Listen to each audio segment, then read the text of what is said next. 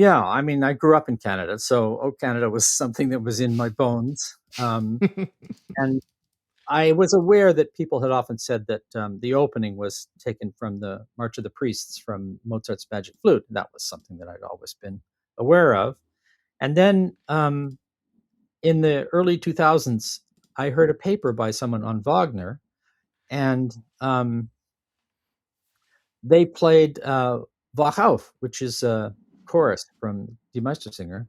And there was this passage that was directly out of O Canada, except of course it was the other way around. O Canada was using this passage from Wagner, and I went up to him afterwards. I said, "Has anyone mentioned this? You know, because any Canadian would have heard it immediately." And he said, "No, I had never thought about it." And so you know that was one more thing. And then in I think 2014, as the director of Choir Cleveland, I programmed this piece. It was called the Hymn of Peace, and it was written for the 1869 Peace Festival celebrating the end of the Civil War. It was a bit late for that, but and it was based on a piece that had been written earlier in 1866 or 67 by a German immigrant composer. And the whole second half of the piece was the second half of O Canada.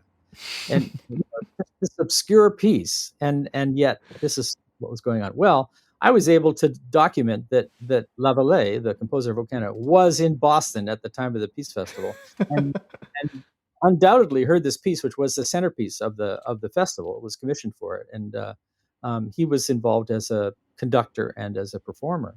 And then there was just the one passage in the middle of the triad, stated and then stated a step higher, and I had no idea what that was. And then I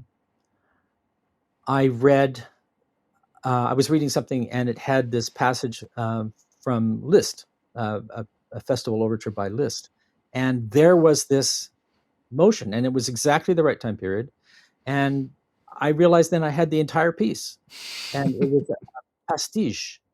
And the Lavallee had put the whole thing together as a pastiche, and so I wrote it up as an article, and I tried to be as positive as I could about it. I mean, for one thing, they weren't talking about stealing, and they were, you know, it was an homage in a way to use somebody's music, and I pointed out that in fact putting the anthem together like that was a kind of a representation of Canada as a mixing pot of nations.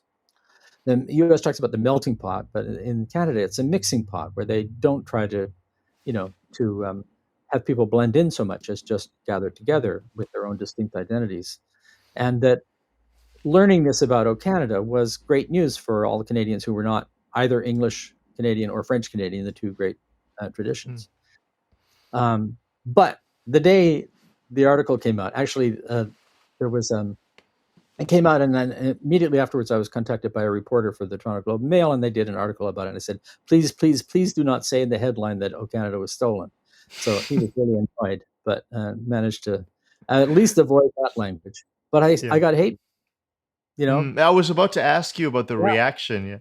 yeah, I got hate mail, and people don't want to believe it. But it's pretty clear if you read my article that that this is what Lavallee did.